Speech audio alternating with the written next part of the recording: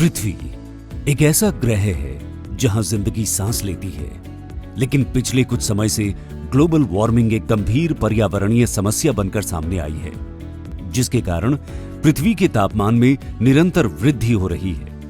ऐसे में दिन ब दिन बढ़ती गर्मी से बचने के लिए हम वातानुकूलित उपकरणों का इस्तेमाल करके राहत पाने की कोशिश करते हैं। एयर कंडीशनर यानी एसी हमारे जीवन में बड़ी जरूरत बन चुके हैं। एयर कंडीशनिंग की सर्विस न सिर्फ एसी की उम्र बढ़ाती है, बल्कि ओजोन लेयर को नुकसान पहुंचाने से बचाने में भी मदद करती है। कैसे, आइए जानते हैं। आमतौर पर इस्तेमाल होने वाले रेफ्रिजरेंट जैसे हाइड्रोक्लोरोफ्लोरोकार्बन HCFC-22 ओजोन क्षयकारी पदार्थ ODS है, जो स्ट्रेटोस्फेयर की ओजोन परत को नष्ट करते हैं, और हाइड्रोफ्लोरोकार्बन HFC-32 R410A में उच्च ग्लोबल वार्मिंग क्षमता यानी GWP होती है, जो जलवायु को प्रभावित करती है। ओजोन परत की सुरक्षा के लिए वियना कन्वेंशन 1985 में सिद्धांत निर्धारित किए गए। इसके परिणाम स्वरूप 1987 में ओजोन परत को खराब करने वाले पदार्थों पर मॉन्ट्रियल प्रोटोकॉल नामक एक अंतरराष्ट्रीय समझौता हुआ। भारत 1992 में मॉन्ट्रियल प्रोटोकॉल का पक्षकार बना और तब से इन पदार्थों के उपयोग में अत्यधिक कमी आई है। अब तक आप समझ ही गए होंगे कि एसी की सर्विस का क्या महत्व है। अगर नहीं तो समझ लीजिए। एसी की रेगुलर सर्विसिंग नहीं होने पर वो इनएफिशिएंटली काम करते हैं, जिससे जरूरत से ज्यादा बिजली भी खर्च होती है।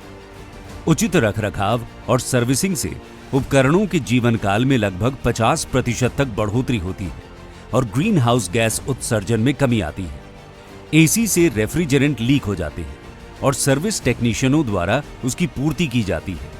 रेफ्रिजरेंट से सिस्टम को फ्लश करने और उचित सर्विसिंग उपकरणों की कमी के कारण रेफ्रिजरेंट की खपत बढ़ती है। सर्विसिंग क्षेत्र कुल रेफ्रिजरेंट की खपत का लगभग 45% होता है। इसलिए ODS और GWP रेफ्रिजरेंट को सफलतापूर्वक चरणबद्ध तरीके से समाप्त करने पर ध्यान देने की आवश्यकता है। मॉन्ट्रियल प्रोटोकॉल के तहत HCFC को चरणबद्ध तरीके से फेज आउट किया जा रहा है। भारत ने HCFC में वर्ष 2023 तक 35% की कमी के लक्ष्य के मुकाबले 50% से अधिक की कमी का उल्लेखनीय लक्ष्य हासिल कर लिया है। ICAP 2019 के अंतर्गत सर्विसिंग को विषयगत क्षेत्रों में से एक के रूप में मान्यता दी गई है। ये plan standardized curriculum, training and certification scheme का सुझाव देता है। OEM और गैर सरकारी संगठन अपने टेक्नीशियनों को प्रशिक्षित करते हैं।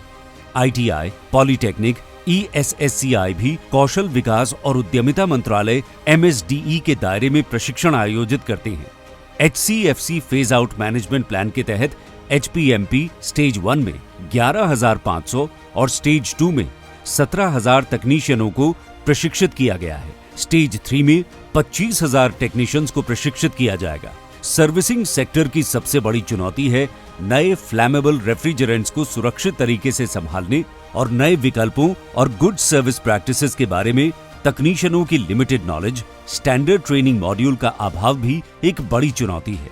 इन चुनौतियों से निपटने के लिए हाल ही में MSDE की राष्ट्रीय व्यावसायिक शिक्षा प्रशिक्षण परिषद NCVET ने RAC सेवा टेक्नीशियंस के लिए एक सर्टिफिकेशन सिस्टम को मंजूरी दी है।